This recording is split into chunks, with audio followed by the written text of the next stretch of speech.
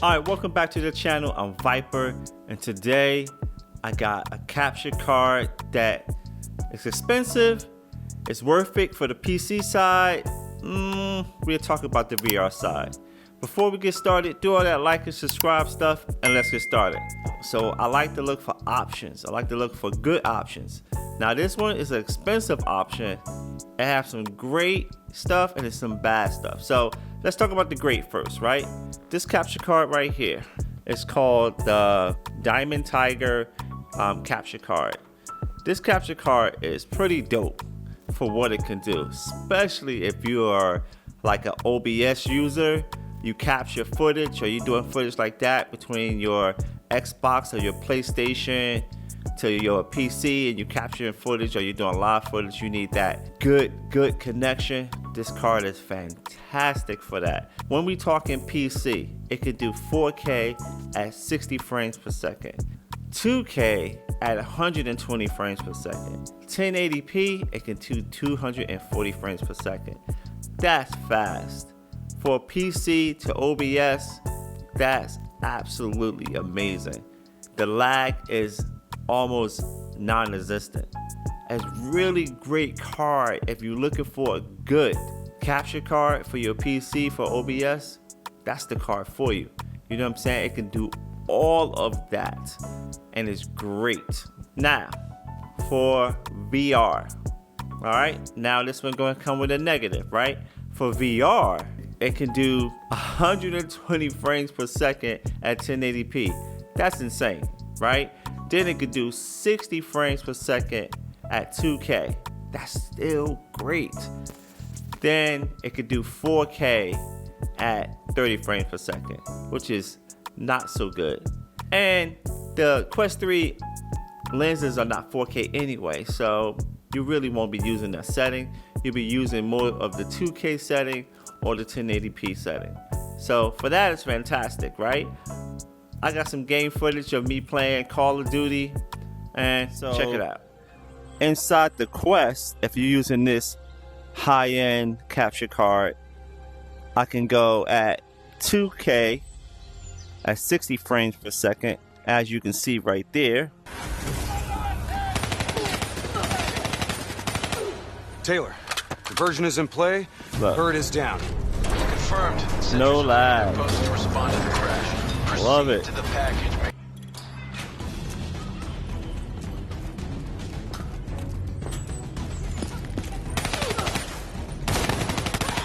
Alright, so you guys know in Call of Duty you need every bit of any lag. This one has none. No lag at all.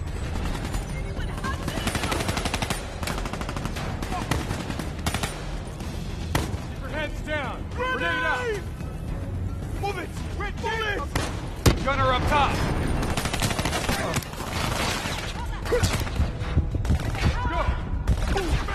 So if you're looking for a high-end card, this is the card to get. Now, as you can see, I was playing Call of Duty 2K at 60 frames per second. No lag. It was great. Great. It's an expensive card, but it's phenomenal, right?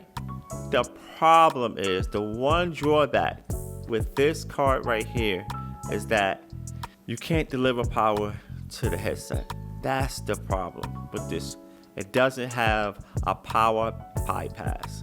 So with that, your headset is gonna die quick because this card is using a lot of power to do all that phenomenal stuff, but it's at the cost of your Quest 3 headset power. So, you know, I kind of reached out to the company, let them know about that. So hopefully they're working on something that can help us VR users. If you OBS computer, you're fine. VR users, you're gonna run into that power issue. Now, let me just show you some things, right? So if this is how you hook it up, just if you wanted to, right?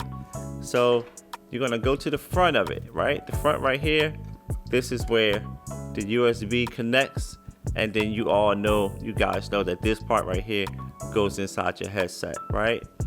And the HDMI is going to go into the HDMI in on the back of this card. And then, you know, the other set right here, this part right here, goes into your Xbox, your PlayStation, your PC, wherever you want to put this at that has an HDMI out. It goes in here. So it goes in, into the capture card, got an in here, and it has an out right here that goes right to your headset. The phenomenal thing about it too, when you're playing PC, it has an HDMI out right here. That's just a normal loop. So you can see, like if you want to have a second monitor or monitor on what you put inside, if you're going into OBS on one and you just want to have another screen, it has that too. It also has a power right here. But the problem with it is that power cord right here, this USB power, it only works if you're only doing power to the headset. It don't do data and power at the same time. That's the drawback of this card. Besides that, it's pretty dope. You know what I'm saying? So I'm using it for OBS when I do captures like that, or if you're doing a short burst of gaming, you know, you can use this, but it's definitely worth it for my PC. But for my VR headset, it drains the power too quickly and I can't use it for that. Now it is a workaround, but it's a lot of wires to do it. You know, I did it and I was like, oh, okay, it can work, but it's a workaround. I'll show you just in case if you wanted it, right? So what you will have to do, another piece on top of getting this card, is getting this card, this little adapter piece, right? Because this adapter has two USB-C on it. So you will plug that into this capture card right here. And then you will plug this inside here to go to your headset. But then you will also need another thing. And this right here, I use it anyway because I need it. It's powerful, but it's like the MacBook plug. Now I hope y'all can see that right there, right? It's like the MacBook plug. And it's very powerful, right? And this is what you will connect into here for a second. So your power can go through here and all of that to go to your headset. It's just a lot of stuff to plug in. It's a workaround if you really want to try it that way. But until they come up with like a bypass one, I can't be using it on my VR headset. But I will use it for PC. So it's up to you guys for that one. But for OBS, great. For a very short burst on VR, this is great too. But for long-term use, I don't think so. But I like to bring you guys options, and that was an option. Any of you capture card makers out there listening, we need a capture card that can give us 90 to 120 frames per second at 2K or 1080p that has power through. It has to have a power bypass.